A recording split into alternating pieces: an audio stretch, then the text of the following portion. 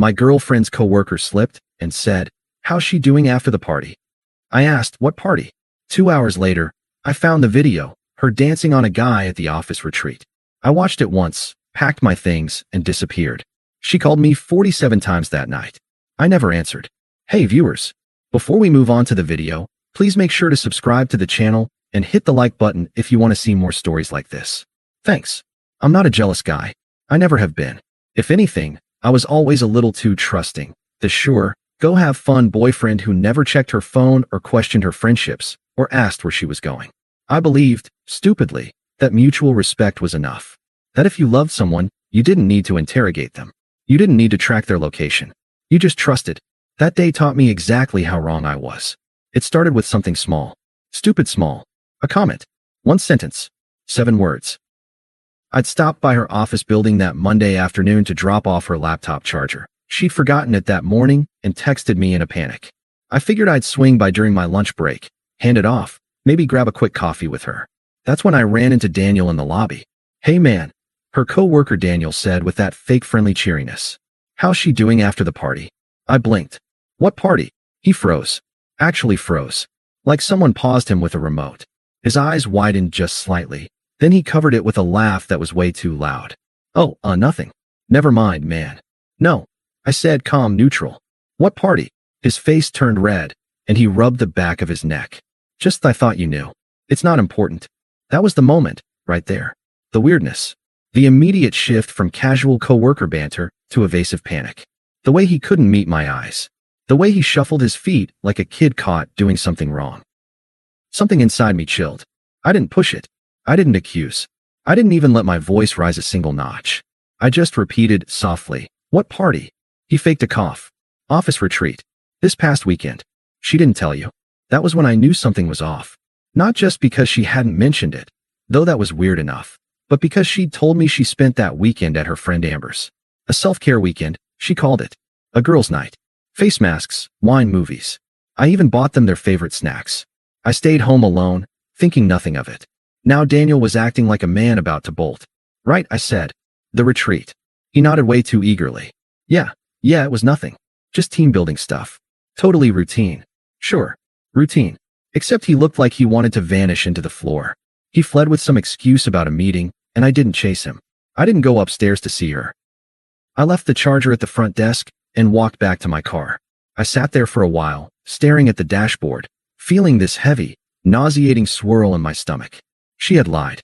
That alone wasn't proof of anything, but it was enough to make my brain run through the highlight reel.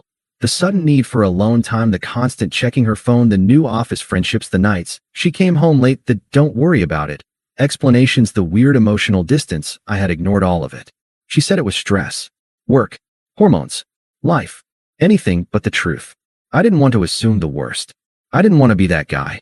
So I forced myself to breathe, tried to convince myself it wasn't anything. That maybe she just didn't want to talk about work on her days off. That maybe the retreat was boring or insignificant or something she didn't care to mention. But then came the second blow. 2 hours later, while sitting in my car outside a cafe, I scrolled through Instagram. That's when I saw it. Someone had posted a story from the retreat, posted just an hour ago. Not her. A coworker of hers I barely knew. The kind of person who tags everyone without thinking. The retreat had been this past weekend, but people were still posting leftover photos and videos on Monday. I swiped through the images. Office buddies posing by a lake, someone paddleboarding, people laughing around a bonfire. Normal. Then came the video. A crowded dance floor. Loud music thumping behind the phone speaker. Flashing lights. And there she was. Center frame. Dancing on some guy. Not just dancing. Pressed against him in a way that made my entire body go cold. His hands on her waist. Her arms around his neck. Her head tilted back as she laughed. Her smile. I knew that smile. It was the smile she used when she forgot the world existed. The smile I used to think was only for me. I watched it once. Only once. That was all it took. I didn't rage. I didn't break anything. I didn't call her and scream. I didn't even tear up. I just felt everything inside me go still. Empty. Silent. Like someone turned off the sound in my head.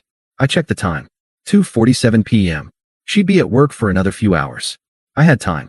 I drove home. Walked into our apartment. Looked around at the furniture we bought together, the photos of us on the wall, the dumb little trinkets from vacations. I saw the sweater she borrowed from me lying on the couch, the one I always thought looked good on her. I picked it up and folded it. Then I started packing. Not frantically. Not angrily. Methodically. I grabbed the empty cardboard boxes from the closet and started filling them with my things. My clothes. My books. My records. My laptop. Everything that was mine went into my car, load after load. I wasn't packing her stuff. That would have tipped her off immediately. I was removing myself from the equation entirely. I took only what was mine. I left the furniture we'd bought together. Left the photos on the walls. Left everything shared exactly where it was. The apartment would look the same when she walked in, except I wouldn't be in it anymore. By 6:30 p.m., my car was loaded. The apartment looked untouched, like I'd just stepped out for groceries. I took my key off my keyring and placed it on the kitchen counter. Then I walked out and locked the door with the spare I kept in my wallet. I slid that spare under the door when I was done. No note. No explanation. She knew what she did. She didn't deserve my words. When I closed the apartment door behind me for the last time, the click felt final. Solid. Like something had locked into place inside me. I drove to a hotel, nothing fancy, just clean and quiet, and checked in. At 7:18 p.m., right on schedule, she texted, "Babe, heading home. Want me to pick up dinner?" I didn't answer. At 7:42 p.m., "You there?" I didn't answer. At 8:06 p.m., "Is something wrong?" Still silence. Then at 8:19 p.m., the first call. I ignored it. 20 minutes later, another. I ignored it. Then another. Ignored. Then the flood started. Back to back. One after another. Relentlessly. She'd gone home to an empty apartment. Not empty of furniture, but empty of me. My clothes gone from the closet. My toothbrush gone from the bathroom. My shoes missing from the rack. My laptop, my books, my guitar, all gone. At first, she probably thought I was just out. Maybe grabbing dinner. Maybe at the gym. But as the minutes turned into an hour and my stuff stayed gone, and I didn't answer, she started to panic. 47 calls by 2 a.m. 47. All unanswered. She left voicemails. She sent paragraphs. She sent confused messages, angry ones, desperate ones. I didn't respond to a single thing. Not one. Because the moment I saw that video, the moment I watched her wrap her arms around another man like I never mattered, something inside me finally shifted. I had been loyal. I had been patient. I had been trusting. And she had thrown all of it away for a weekend fling and a moment of attention. I didn't rage. I didn't beg. I didn't negotiate with someone who had already chosen someone else, even if just for one night. I simply walked away. I didn't know her a conversation. I didn't know her tears. I didn't know her closure. She made her choice. And I made mine. I didn't sleep that first night. Not because I was heartbroken. I was past that. I just couldn't turn my brain off. Every time I closed my eyes, I saw that video. Not the dancing. The smile. That genuine, unguarded joy on her face while she was pressed against someone else. The phone on the nightstand vibrated relentlessly until around 2 a.m. Then it stopped. I assumed her battery died, or she finally realized I wasn't reacting the way she expected. Because that's the thing, she expected a reaction. She expected yelling, tears, arguments, accusations, the whole dramatic performance she could twist into, "We both said things we didn't mean." She wanted a scene. I gave her silence. Silence is harder to manipulate. Around 6 a.m., she tried again. 2 calls, 1 text. "Babe, please pick up." Right. That's what you call a guy when you're done dancing on another man at a work event you conveniently forgot to mention existed. By 8 a.m., she switched strategies. "We need to talk." Translation. She needed me to help her rewrite the story so she wouldn't look like the villain. I put the phone face down and walked out to get coffee. By noon, her tone shifted again. "Where are you?" "I'm worried." Worried she'd lost her safety net, not worried about me. By the time the sun set again, she escalated. "If you don't answer, I'm coming to find you." She wasn't. She didn't even know where to look. She called again, twice, and then sent a paragraph-long message about communication and misunderstandings and how she didn't mean anything by it. I didn't answer that either. I didn't feel obligated to explain the basics of respect to someone who clearly didn't grasp the concept. In the evening, she finally hit the stage I'd been waiting for. "Can we just reset and start over?" There it was. The panic, the fear, the realization that her little, harmless fun had consequences. But here's the thing. I wasn't interested in watching her cycle through denial, manipulation, justification, and bargaining. I'd seen enough. I checked out of the hotel the next morning, grabbed my bag, and drove to my brother's place 2 hours away. He didn't ask questions, just handed me a beer and pointed to the guest room. Her calls continued. Her messages stacked up. Her desperation grew. I remained silent, and silence was louder than anything I could have said. By the third day, she shifted into full-on revisionist mode. I knew it was coming. Cheaters always rewrite the story, not because they believe the lie, but because they desperately need you to believe it. Her first attempt came mid-morning. Text number 1. Can we talk? It wasn't what it looked like. Of course. It never is, right? Her second attempt came an hour later. Text number 2. You're blowing this way out of proportion. Translation. Her actions created the mess, and somehow I was now responsible for her discomfort. Then came the voice messages. She must have realized texts weren't doing anything. I didn't listen to them. I read the previews. A few desperate lines were enough. Please, just pick up. We can work this out. You're not even giving me a chance to explain.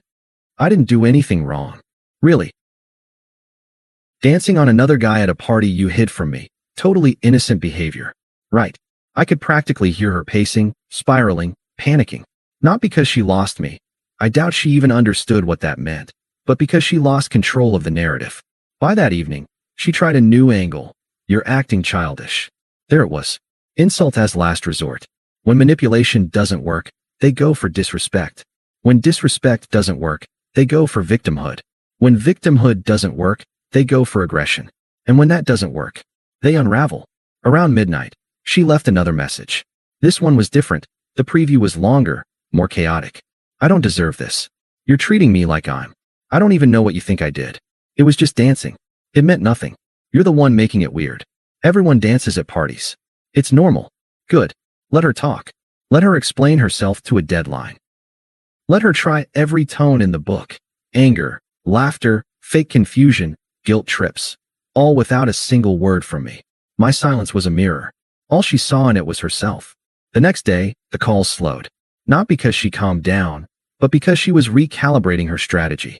Around noon, she tried this sweet voice message, the one a toddler uses when caught stealing cookies. Can we just put this behind us? I miss you. I love you. Please answer. Love? Interesting time to remember that word. Later that afternoon, I got a different type of text, the one written after she rehearsed it in front of a mirror, trying to sound rational. I think the healthy thing is to communicate. Running away solves nothing. Running away? I didn't run. I walked. Calmly. Quietly. Efficiently. She was timing the messages now. Spacing them out. Trying not to look desperate. She was still desperate. Around 7 p.m., she finally cracked and sent the confession she thought would reel me back in. I only danced with him because I felt insecure and wanted your attention. I didn't mean to hurt you. Ah yes. Her pain was my fault now. Then, I didn't tell you about the party because I didn't want you to overreact. Translation, she planned to hide it. And she would have kept hiding it if the coworker hadn't slipped. Her panic wasn't that she danced with someone else. Her panic was that I found out. By nightfall, she tried calling from blocked numbers. I let them ring out. I didn't decline. Declining gives them power. It tells them you're watching. Letting it ring tells them nothing. She sent one final message before midnight. If you still care about me, please pick up. If not, I don't know what I'll do. A classic, performative crisis. She was fishing for reassurance, not offering accountability. She didn't get either. I put the phone face down, turned off the lamp, and lay in the dark listening to the silence. The silence between her messages was getting longer. Because slowly, painfully, she was beginning to understand. She had lost access to me. Not because I was angry, because I was done. By the fifth day, the silence wasn't just something she noticed. It was something she feared. Her messages became scattered, uncoordinated, raw. The curated tone was gone. The let's talk calmly persona evaporated. The I didn't mean anything by it angle no longer worked on a man who refused to show emotional weakness. This is where the karmic unraveling began. I didn't orchestrate anything. I didn't need to. She was her own demolition crew. It started with a text from her best friend, someone I barely tolerated, someone who always acted like she had a secret scoreboard of who deserved who. Hey, I think you and Emma should talk. She's been having a rough few days. I didn't reply. The friend tried again. She said you just disappeared? That's not cool. Oh, beautiful. She had started spinning her own version of events. I imagined her telling people, he's being dramatic, he's ghosting me, he's immature. Sure, because actually admitting, I hit a party, danced all over a guy at work, got caught, and now he walked away without a single word. Didn't paint her as the victim. Later that evening, her coworker, the one who slipped, messaged me from an unknown number. Dude, I didn't mean to cause problems. I thought she told you. I didn't reply, but that told me everything. She was blaming him now. She must have confronted him at work. Probably in front of people. Probably in that sharp, defensive tone she used when cornered. I pictured the scene. Her raising her voice, coworkers staring, him standing there awkwardly as she demanded explanations for a situation she herself created. When manipulative people lose control, they go feral. A few hours later she texted again, this time in rapid-fire bursts. Why are you doing this? We can fix this. It was nothing. Are you with someone else? Just answer me. I didn't answer. That night, she showed the first cracks of consequences she couldn't talk her way out of. At 2 a.m. Is this because of the video? It wasn't that bad. At 2:06 a.m. Everyone was drunk. At 2:09 a.m. He was drunk too. You should have seen him stumbling. At 2:11 a.m. Why did you take all your stuff? That was psycho. Oh, there it was. The fallback. Insult the man who won't engage. When manipulation fails disrespect. When disrespect fails desperation. At 2:30 a.m., another text. Can you please just talk to me? Please. Her tone had cracked. No more acting tough. No more pretending she wasn't worried. She was unraveling. And she didn't even realize the best part. I wasn't punishing her. I wasn't playing games. I wasn't doing anything. Her downfall was entirely self-inflicted. The next morning, I woke up to a string of voice messages from her mom's number. A voice I recognized but hadn't heard directly in a while. Sugary sweet, patronizing, the kind of "I raised an angel" tone that makes your stomach twist. Hi sweetheart, I don't know what's going on between you two, but Emma is devastated. We all make mistakes. You can't just abandon her. Ah yes, the family guilt brigade. I didn't reply. Then, she loves you. Relationships require forgiveness. Translation, I don't care what she did. Fix it so she stops bothering us. By noon, I got the predictable final message from her mom. Please call her. She can't sleep. Well, neither could I that first night, though for very different reasons. She couldn't sleep because she was spiraling. I couldn't sleep because I was processing the end of a relationship. But I woke rested, focused, free. Meanwhile, she was crumbling, trying every angle, every voice, every manipulative trick she'd ever used, and none of it worked. Because for the first time in her life, she hit a wall she couldn't charm, guilt trip, or manipulate. A man who genuinely didn't need anything from her. By sunset, she tried one last rewrite attempt.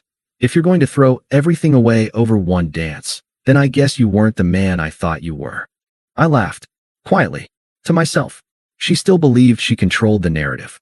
She didn't realize the truth, the part that would hit her even harder once she saw it. I wasn't throwing away anything. I was letting go of dead weight. And she was finally starting to understand that nothing she said, not a single sentence, could change the one thing that terrified her.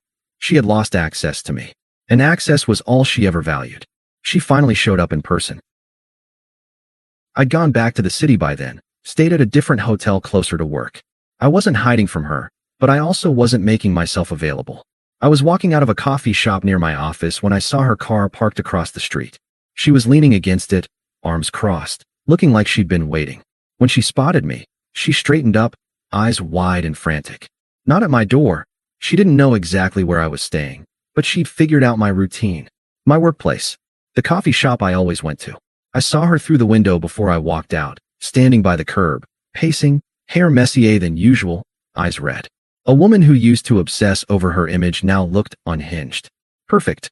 I walked out calmly, hands in my pockets, posture relaxed, like I was greeting a distant acquaintance. I didn't rush. I didn't stiffen. I didn't react to her frantic energy. She rushed toward me like a hurricane. Why are you ignoring me? She was close, too close, her voice cracking, breath uneven. I took a step back. Her eyes flicked to the distance I created. She hated that. I've been calling you, she continued, her tone jumping between anger and panic. Texting, leaving messages. You can't just disappear like that. That's not fair. Fair. I repeated, not with anger, just the word, flat, uncharged. She flinched at the lack of emotion in my voice. She wanted anger.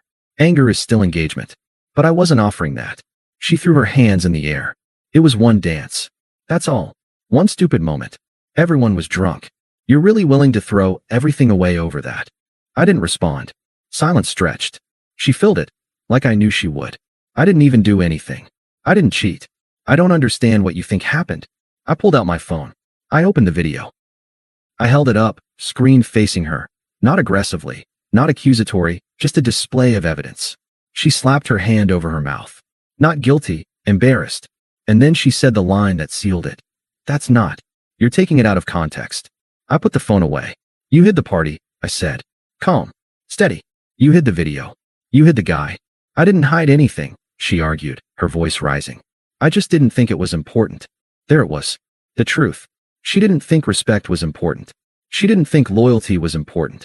She didn't think me was important. She only cared now because I walked away. She stepped forward again, voice softening. Can we just talk? Please? I miss you. I love you. I made a mistake. No, I said.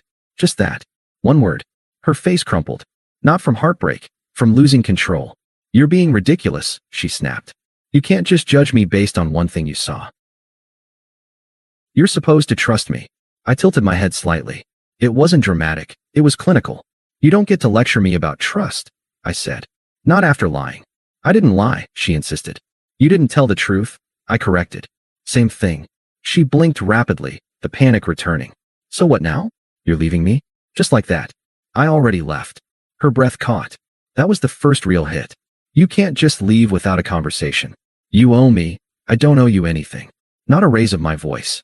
Not a shift of my tone. Plain fact. She stared at me, stunned, as if I slapped her with logic. I continued. You made your choices. I made mine. That's it. Her eyes filled with tears, not sadness, but frustration. She hated the lack of emotional leverage. Please, she whispered. Just come home. We can fix it. I swear I'll do better. I'll change. I just need you. I looked at her, really looked at her, not with nostalgia or longing or pain, just observation. You missed the version of me that tolerated you. She froze. And that version of me doesn't exist anymore. She opened her mouth, closed it, opened again, searching for a comeback, anything that would give her the upper hand again. Nothing came. Finally, I added the final line, calm, steady, definitive. You don't have access to me anymore. She stared at me like the ground had dropped beneath her feet. And I walked away. No dramatic exit. No final look back. No apology. No softness. Just distance. Distance she could never cross again. Thanks for watching. Make sure to subscribe to the channel and hit the like button. What do you think about this story? Share it in the comments.